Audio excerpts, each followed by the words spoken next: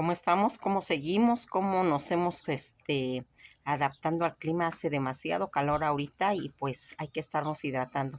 Vamos a seguir hablando sobre la historia de África, ese continente con tanto misterio, con tanta historia que a través de las civilizaciones que se han ido formando, han ido haciendo que se le tenga esa especial cariño a todo lo que está relacionado con los egipcios, porque es uno de los países que está a las orillas del río Nilo. Todas estas civilizaciones que van a formar África y que tienen esas características de irse retroalimentando con tanto con los animales que hay en todas sus tierras, como con las tribus y todas esas civilizaciones que van integrando. Cuando hemos estado platicando de cuál es el desenvolvimiento que tuvo a través de lo que habíamos dicho en el capítulo anterior acerca de todo lo que estaba relacionado con el café, eh, esos descubrimientos que han sido a nivel mundial y que tienen esa repercusión tan grande de que hasta en la actualidad se está consumiendo dicho producto. Ahora vamos a hablar de una de las cosas que atañen a la geografía de África.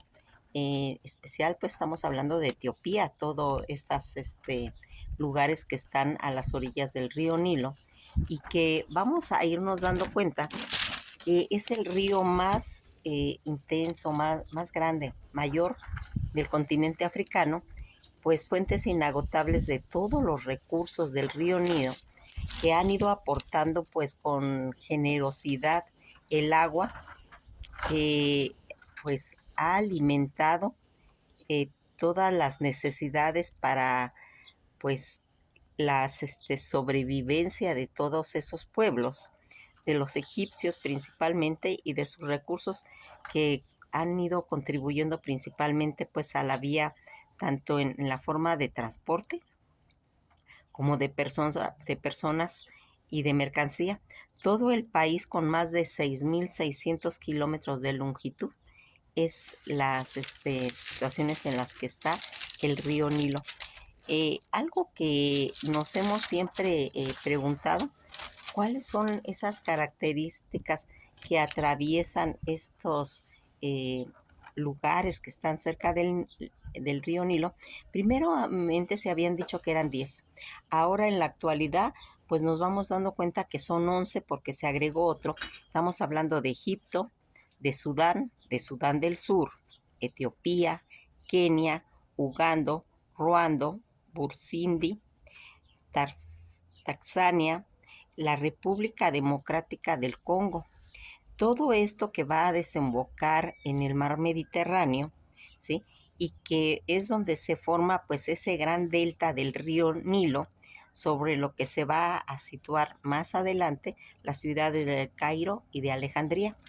El Nilo, que es ese país que significa en latín Nilus, que significa valle del río. Esta situación que va a dar margen a las importaciones de las civilizaciones del espectacular Egipto.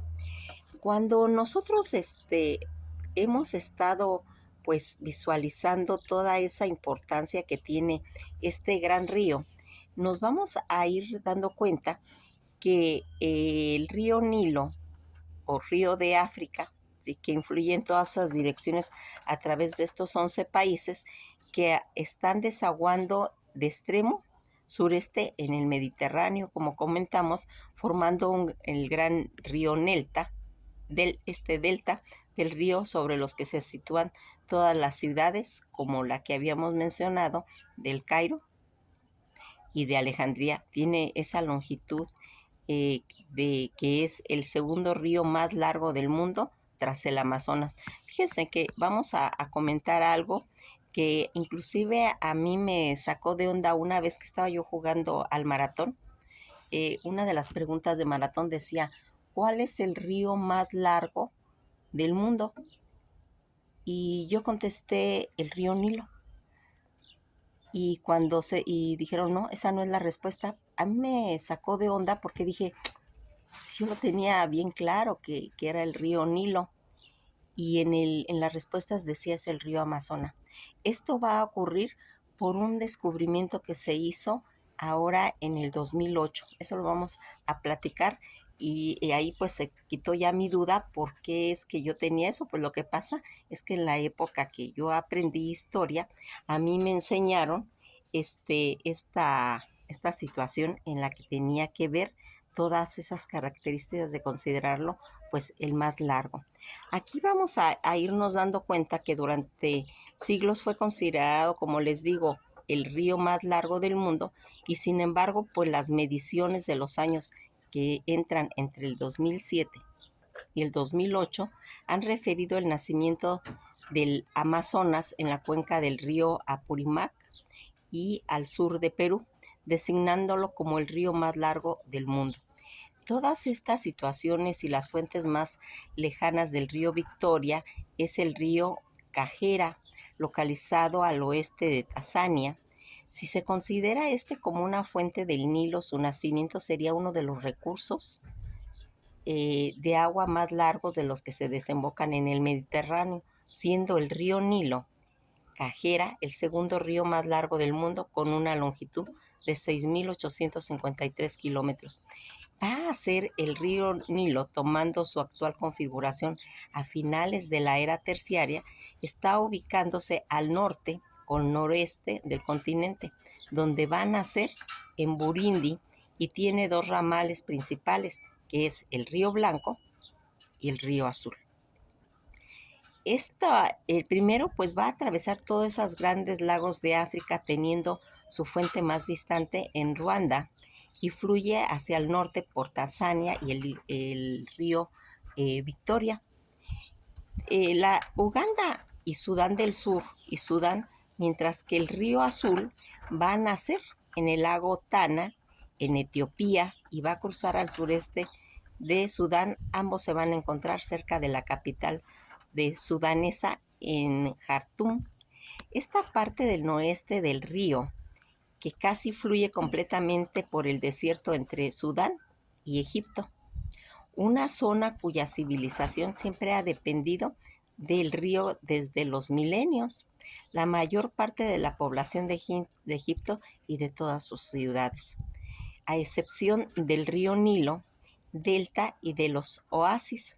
Se encuentra a lo largo del valle del Nilo, al norte de Asuán y a la mayoría de los lugares que pues han intervenido en todos estos intereses culturales e históricos que se hallan a la ribera del río. La desembocadura del río conforma tanto el delta del Nilo como las orillas del Mediterráneo. En la etimología que estamos viendo ya comentamos que pues el Nilo estaba asociado principalmente al dios Api en el idioma copto. La palabra piaro, saídico o priaro, boarírico, que significa el río, ¿sí? Por lo cual significa río o canal que representa pues todos esos jeroglíficos que se le dan, que muestran las imágenes del río. La palabra en el idioma español Nilo, que procede de la denominación en árabe, dicho término proviene del griego. En la antigüedad, la lengua egipcia, el río era llamado Hapi, como les comentaba, que significa río o canal, ¿sí? Y que va a ser pues, la etimología.